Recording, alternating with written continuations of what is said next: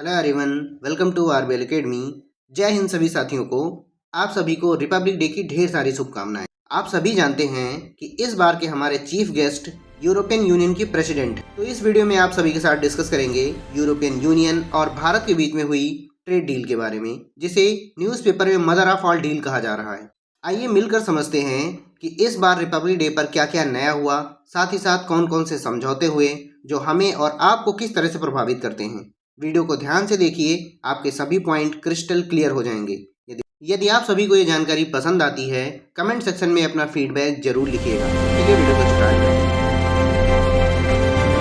तो चलिए आज एक बहुत ही जरूरी टॉपिक को समझते हैं जो न सिर्फ भारत की विदेश नीति को एक नई दिशा दे रहा है बल्कि आने वाले सरकारी एग्जाम्स के लिए भी बेहद इंपॉर्टेंट है।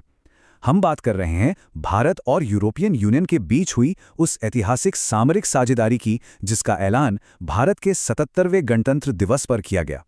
आइए इस पूरे घटनाक्रम के हर एक पहलू को गहराई से समझते हैं। The mother of all deals. देखिए, यूरोपियन कमीशन की president Ursula von der Leyen का ये जो बयान है जो उन्होंने भारत की जमीन पर दिया, यह सिर्फ कहने की बात नहीं है। ये ग्लोबल पार्टनरशिप में एक बहुत बड़े बदलाव का साफ साफ संकेत देता है। सोचिए, जब दुनिया के सबसे बड़े ट्रेडिंग ब्लॉक की हेड भारत आकर इसे सभी डील्स की मां कहती हैं, तो इसके पीछे एक बहुत गहरी सोची समझी रणनीति होती है। चलिए समझते हैं कि इस मदर ऑफ ऑल डील्स का असली मतलब क्या है। सबसे पहले तो उस दिन के माहौल को समझना जरूरी है। तारीख थी 26 जनवरी 2026, भारत का 77वां गणतंत्र दिवस। और इस बार देखिए, मुख्य अतिथि के तौर पर कोई एक राष्ट्राध्यक्ष नहीं था, बल्कि 27 देशों का पूरा समूह यानी यूरोपियन यूनियन की टॉप लीडरशिप मौजूद थे। ये भारत के डिप्लोमैटिक इतिहास में एक मील का पत्थर है। ये अपने आप में दिखाता है कि ये पार्टनरशिप दोनों के लिए कितनी ज्यादा अहमियत रखती है।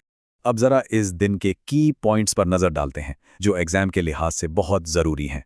तारीख जैसा हमने बात की 26 जनवरी 2026। मेहमान थे EU presidents Ursula von der Leyen और एंटोनियो कोस्टा। इनकी मौजूदगी ही इस रिश्ते की गंभीरता को बताती है। इस साल की थीम थी वंदे मातरम की 150वीं वर्षगांठ और 2047 तक विकसित भारत का विजन, मतलब भारत की सांस्कृतिक विरासत और भविष्य की उम्मीदों का एक शानदार संगम। प्रधानमंत्री ने भी इस मौके पर कई बड़ी घोषणाएं की। उन्होंने वंदे मातरम के 150वें साल के लिए देश भर में उत्सव का ऐलान किया, 2047 तक विकसित भारत के संकल्प को फिर से दोहराया और आत्मनिर्भर रक्षा क्षेत्र की ताकत का प्रदर्शन किया। इसी में इंडियन नेवी के सफल ऑपरेशन सिंदूर का भी जिक्र हुआ, जो हिंद महासागर में समुद्री डकैती के खिलाफ एक बड़ा ऑपरेशन था। ये भारत की बढ़ती समुद्री शक्ति का प्रतीक है। और आत्मनिर्भर भारत की थीम को और मजबूत करते हुए परेड में पहली बार स्वदेशी आर्मर्ड लाइट स्पेशलिस्ट व्हीकल को शामिल किया गया। ये देखिए, ये सिर्फ एक गाड़ी नहीं है, ये भारत की बढ़ती डिफेंस आत्मनिर्भरता और टेक्नोलॉजी का एक जीता जागता सबूत है। ये दुनिया को एक सीधा मैसेज है कि भारत अब सिर्फ डिफेंस इक्विपमेंट खरीदने वाला देश नहीं, बल्कि बनाने वाला देश भी बन रहा है। तो यह तो हुई परेड की बात। अब आते हैं इस पार्टनरशिप की आर्थिक बुनियाद पर, जो कि है एक ऐतिहासिक मुक्त व्यापार समझौता यानी कि एफटीए। क्योंकि देखिए, एक मजबूत इकोनॉमी ही एक मजबूत देश की पहचान होती है। जरा इस समझौते के साइज को समझिए। ये सिर्फ दो इलाकों के बीच कोई छोटा मोटा ट्रेड एग्रीमेंट नहीं है। ये भारत और यूरोपियन यूनियन को मिलाकर कुल 2 अरब लोगों का एक जॉइंट मार्केट बनाता है। ये दुनिया की सबसे बड़ी इकोनॉमिक पार्टनरशिप्स में से एक है। ये वाकई में एक गेम चेंजर है। अब ये आंकड़ा देखिए, ये बहुत दिलचस्प है। ये एफटीए एक ऐसे बाजार को कवर करता है जो दुनिया की कुल जीडीपी का, मतलब पूरे दुनिया की इकोनॉमी का लगभग 1/4 यानी 25% हिस्सा है। ये नंबर ही इस समझौते की जबरदस्त ग्लोबल इंपॉर्टेंस को साफ साफ बताता है। अच्छा, इससे पहले कि हम आगे बढ़ें, 1 मिनट में ये समझ लेते हैं कि आखिर ये एफटीए होता क्या है। देखिए, एकदम सरल भाषा में ये 2 या ज़्यादा देशों के बीच एक पैक्ट होता है। इसमें ये देश आपस में सामान के इंपोर्ट एक्सपोर्ट पर लगने वाले टैक्स, जिसे हम कस्टम ड्यूटी या टैरिफ कहते हैं, उसे या तो कम कर देते हैं या बिल्कुल खत्म कर देते हैं। इससे व्यापार आसान, सस्ता और तेज हो जाता है। इस समझौते में भारत की तरफ से जो सबसे बड़ी रियायत दी गई है वो यही है।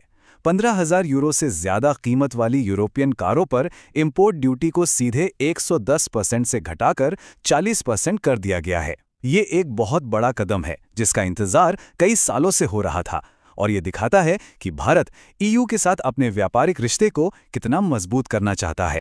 इस डील के कुछ और भी बहुत ज़रूरी पॉइंट्स हैं।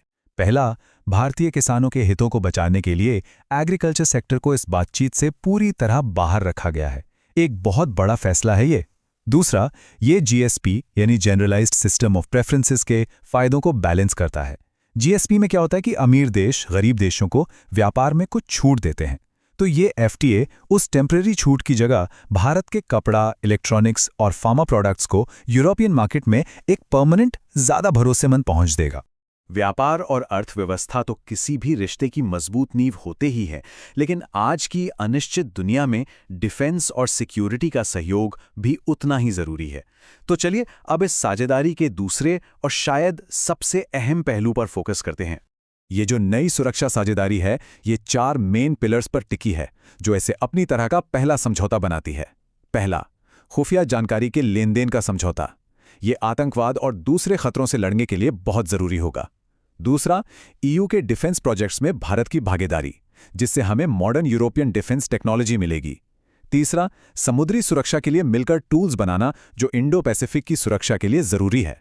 और चौथा, भारत की मिलिट्री सप्लाई चेन्स में विविधता लाना, जिससे रूस जैसे परंपरागत सप्लायर्स पर हमारी निर्भरता कम होगी। तो हमने आर्थिक और रक्षा दोनों पहलू देख लिए, पर इसका असर सिर्फ भारत और यूरोप तक ही नहीं रहने वाला है। चलिए अब जरा जूम आउट करते हैं और देखते हैं कि इस नए गठबंधन का ग्लोबल जियोपॉलिटिक्स पर क्या और कैसा असर पड़ेगा। अब जरा इस टेबल को ध्यान से देखिए, ये मेंस एग्जाम के एनालिसिस के लिए बहुत जरूरी है। सप्लाई चेन की बात करें तो ये ईयू की डी रिस्किंग स्ट्रैटेजी का हिस्सा है, मतलब चीन पर अपनी निर्भरता कम करना। इससे चीन की आर्थिक ताकत को सीधी चुनौती मिलती है। वहीं पाकिस्तान के लिए आर्थिक तौर पर अलग थलग पड़ने का खतरा और बढ़ जाता है। डिफेंस के मामले में ये इंडो पैसिफिक में चीन के दबदबे को बैलेंस करता है और भारत पाकिस्तान के बीच जो पारंपरिक सैन्य ताकत का फासला है उसे और बढ़ा देता है। और कूटनीति के लेवल पर यह भारत की ब्रिज बिल्डर वाली भूमिका को मजबूत करता है। डिप्लोमेसी के तरीकों में इस फर्क को समझना बहुत जरूरी है। एक तरफ चीन की आक्रामक वुल्फ वॉरियर डिप्लोमेसी है, जो हर बात पर लड़ने और धमकाने पर आधारित है। वहीं दूसरी तरफ भारत की भूमिका एक ब्रिज बिल्डर यानी पुल बनाने वाले की है, जो बातचीत और सहयोग पर जोर देती है। यूरोपियन यूनियन ने साफ तौर पर भारत को एशिया में अपने सबसे बड़े लोकतांत्रिक पार्टनर के रूप में चुना है, और ये चीन के लिए एक सीधा संदेश है। तो ये तो हुई आज की बात, लेकिन आगे का क्या प्लान है? चलिए देखते हैं कि इस पार्टनरशिप को भविष्य में आगे ले जाने के लिए क्या औपचारिक एजेंडा तय किया गया है। भारत ईयू संबंधों के भविष्य को दिशा देने के लिए स्ट्रैटेजिक एजेंडा 2026-2030 को अपनाया गया है। ये सिर्फ एक डॉक्यूमेंट नहीं, बल्कि एक ठोस रोड मैप है जो 4 स्तंभों पर खड़ा है: प्रॉस्पेरिटी यानी समृद्धि, टेक्नोलॉजी यानी प्रौद्योगिकी, सिक्योरिटी यानी सुरक्षा और कनेक्टिविटी। यही 4 पिलर्स अगले दशक में इस पार्टनरशिप का इंजन बनेंगे। आने वाले सालों में ये पार्टनरशिप कुछ खास और बहुत ही अहम प्रोजेक्ट्स पर फोकस करेगी। इनमें ग्रीन हाइड्रोजन पर सहयोग शामिल है, जो क्लीन एनर्जी के लिए जरूरी है। Bharat middle east Europe corridor यानी IMEC को फिर से जिंदा करना, जो चीन के बेल्ट एंड रोड इनिशिएटिव का एक स्ट्रैटेजिक जवाब है। आतंकवाद से लड़ने के लिए एक मिला जुला ढांचा और स्किल्ड इंडियन प्रोफेशनल्स के लिए एक माइग्रेशन एग्रीमेंट, जिससे दोनों की इकोनॉमी को फायदा होगा। चलिए अब फटाफट से एक क्विक रिवीजन कर लेते हैं। एग्जाम के लिए जो सबसे जरूरी पॉइंट्स हैं उन पर खास ध्यान दें। मुख्य तारीखें और आंकड़े याद रखिए। तारीख 26 जनवरी 2026, 77वां गणतंत्र दिवस। मार्केट साइज 2 अरब लोग। ग्लोबल जीडीपी में हिस्सा 25% और यूरोपियन कारों पर टैरिफ कट 110% से 40%। ये फैक्ट्स प्रीलिम्स में सीधे सीधे पूछे जा सकते हैं। और जो बड़े समझौते और घोषणाएं हैं वो हैं free trade agreement, security and defence partnership, strategic agenda 2030 और वंदे मातरम के 150वें साल का उत्सव। इन्हें बिल्कुल नहीं भूलना है। तो आखिर में एक सवाल जिसके बारे में सोचना जरूरी है, ये जो नई भारत यूरोप की धुरी बन रही है, जो दुनिया के 2 सबसे बड़े लोकतंत्रों को एक साथ ला रही है, ये ग्लोबल पावर बैलेंस को कैसे और कितना बदलेगी? इस पर सोचना सिविल सेवा मेंस के जवाबों के लिए जरूरी एनालिटिकल स्किल बनाने में मदद करेगा। दोस्तों, मैं उम्मीद करता हूँ इस रिपब्लिक डे पर जो भी घटनाएं हुई आप सभी को इन डिटेल समझ में आया होगा। आप सभी को कमेंट सेक्शन में बताना है यूरोपियन यूनियन और भारत के बीच हुए इस समझौते से भारत को कितना फायदा होगा। आप सभी कमेंट सेक्शन में जरूर लिखिएगा।